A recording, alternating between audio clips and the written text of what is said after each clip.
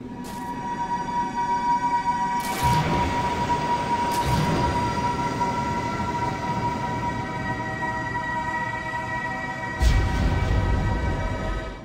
evening, YouTube. You guys are now watching another segment of the Cali Effect. Today we're going to be going over the Shekinaga Shadow Traptrix deck profile. A deck that is really good, but like I said, just like Nostalgia, like every deck profile that I'm going to be doing for Nostalgia Month, this deck is going to be severely lacking in its quote-unquote competitive aspects because the ban list completely rendered it useless with Construct to 0 and El Shadow Fusion to 1. And I'm not saying useless as in it's unplayable, I'm saying useless as for a competitive standpoint. You're probably better off playing something else because of the consistency, and you basically, what the deck does has been ruined. Shadow Construct is definitely the #1 card, the #1 fusion that you want to go to. And Shekinaga is not, it's a pretty decent replacement, but when you consider all the cards that you could be using with El Shadow Construct, you know, light monsters that actually could work on themselves or benefit from being sent to the graveyard or allow you to play certain other great cards, then it doesn't really help that matter. I actually did want to run a brilliant fusion route, but you know, with the clowns being hit and Shadow Construct being, you know, banned, it kind of basically destroyed that idea.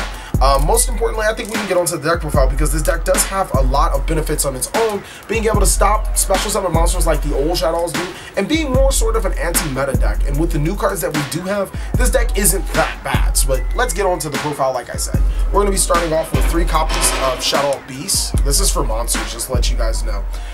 3 copies of Squamata, 2 copies of Dragon, 2 copies of Hedgehog, 2 copies of Falco, 3 copies of Miramello, 2 copies of Traptrix DNA, 2 copies of Maxi, and a Mathematician. Now, the profile, or the monsters, are pretty straightforward. I really didn't deviate from the normal Shadow monsters that you guys would run, mainly because there was really no need. I really think that maybe at the very worst, I would probably find another reason to run a 3rd copy of Shadow Hedgehog, just because getting to the fusions is probably Shadow's, has and always will be Shadow's biggest problem. The next thing is I wanted to go more of an anti-meta route, and that's why I chose the Traptrix monsters. Not only do they fuel for Shekinaga for the negation, but they also allow me to add Trap Hole cards to my hand, which also allows me to further cripple my opponent. Dionea at very best is a free Xyz monster, and at very worst is Shadow Fusion food. So, you know, I thought that it was a really good card to include that too, and it was no risk playing 2 Traptrix DNA and 3 Miramello.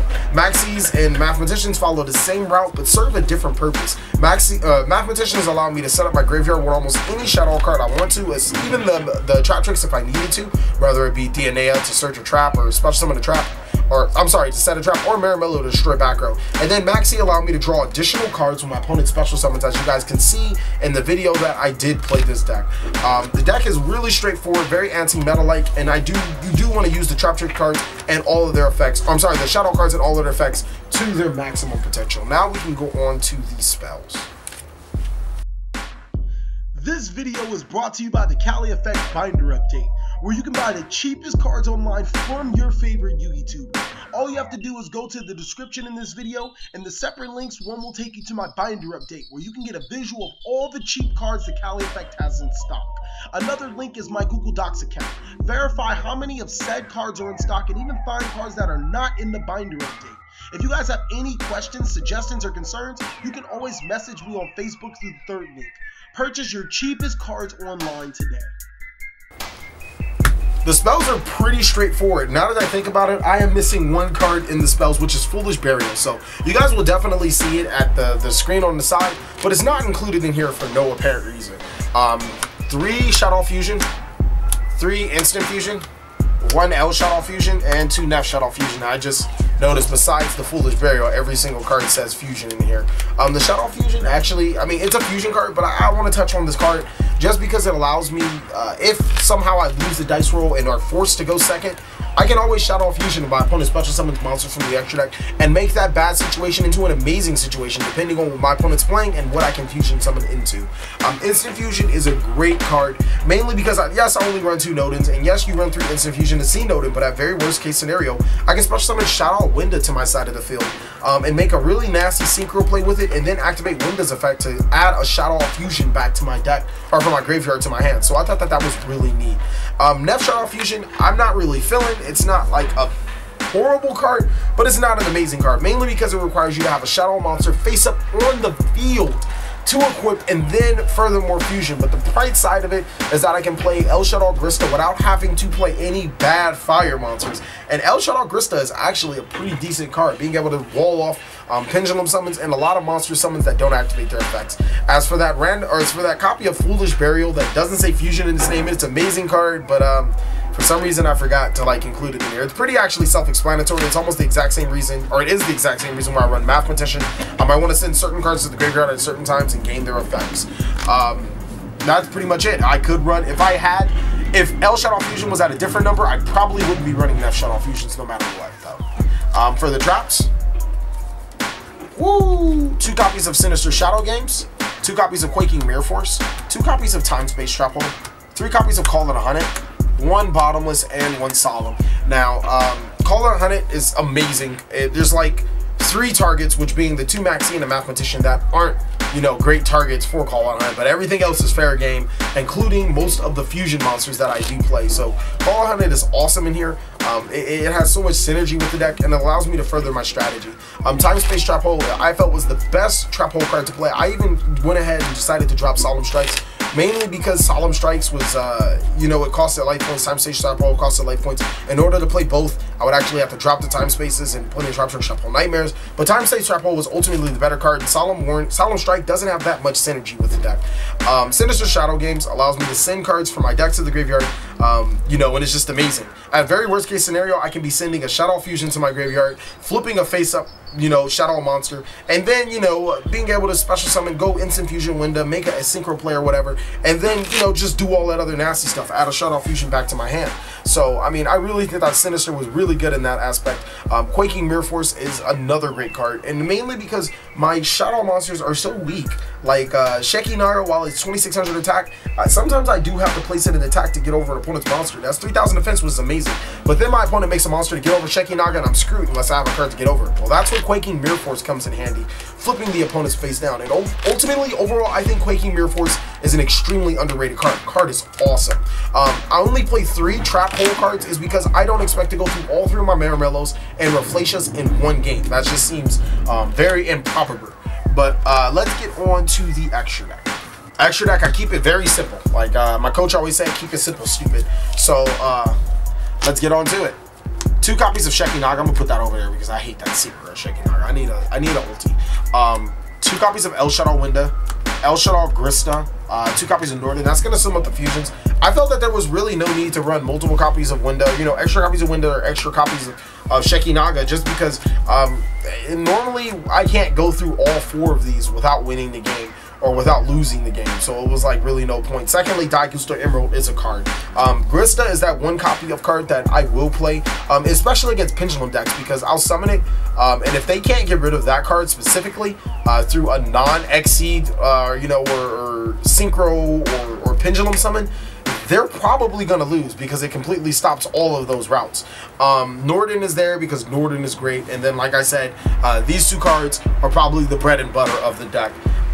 Next for Exceeds, Castell, Karen Gorgon, Diamond Dyer, Dweller, Daigusto Emerald, Traptrix, Rafflesia. Everything in here is very, very, very, very standard. With the Karen Gorgon, I really like it as a staple because it gets over Majesty's Fiend and it has a pretty decent effect.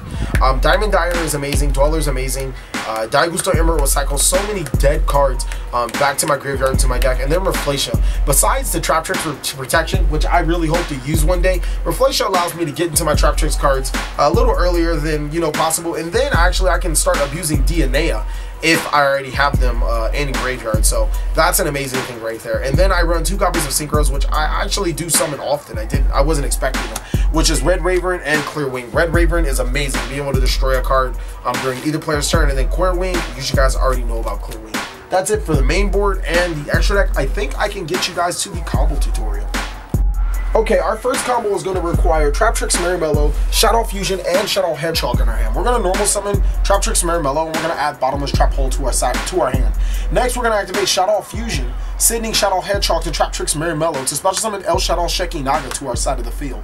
El Shadow Hedgehog's effect will activate, adding a Shadow Beast. Shadow Beast allows us to activate El Shadow Shekinaga's effect, and then Bottomless Trap Hole will be able to destroy any of our opponent's threats that we feel that we don't want to stop with El Shadow Shekinaga. Now, keep in mind, I only use 3 cards from my hand, so I probably have some other cards in my hand to abuse as well. I just felt that that was a really nice combo. Another one of our combos is going to be abusing El Shadow Falco, Shadow Fusion, and Sinister Shadow Games, as well as Instant Fusion. So it's going to be very, very interesting for a combo. I really want you guys to sit back and relax. We're going to say that we have, you know, other cards in our graveyard such as Shadow Beast, just to make the combo a lot better. So first of all, we're going to set up our field. We're going to have this in our hand, this in grave, this in deck, I apologize, and Sinister Shadow Games in grave. So we're going to flip this up, flipping our Shadow Falco and allowing us to send Shadow Fusion from our deck to the graveyard, which is going to special summon Shadow Beast to our side of the field. Afterward, we're going to activate our copy of Instant Fusion to go ahead and special summon Shadow Winda to our side of the field. Next, we'll Synchro Summon, and we'll go into Clear Winged Dragon. Shadow Winda allows us to add Shadow Fusion back to our hand, and now we're in the go. If we do have another card such as Shadow Hedgehog in our hand, we can go ahead and activate it, use these two, special summon a Shadow Winda, or the other copy of Shadow Winda, draw 1 card, and still have other resources in our hand. I just thought that that was a really, really, really nice combo for the deck to be able to do with such limited resources. The last combo I want to show you guys is basically a lot of madness. It's going to require Traptrix Marimello in your graveyard, DNA in your hand, and Instant Fusion in your hand. So first thing we're going to do is we're going to normal summon DNA, special summon Marimello. And with that, we're going to make any one of our cards to solve our problematic threats on the board. So whether it be Diamond Direwolf or Castell, it does not matter. I'm going to choose Castell right here. Then we're going to pitch 2 to return a card to the deck. Next, we're going to activate Instant Fusion, special summoning Norden, and then special summoning Marimello. Now keep in mind, I'm going to rewind a bit. The DNA has special summoned the Marimello to destroy a card, and then we're going to Exceed summon into another one of our cards, whether it's Die Booster, Emerald, Diamond Direwolf, or any of the cards in between. As you guys can hear, it's a lot of construction going on around my house, so I'm going to wrap it up with this. Thank you guys so much for watching another segment of the Cali Effect. Please like, comment, subscribe, but most of all, enjoy.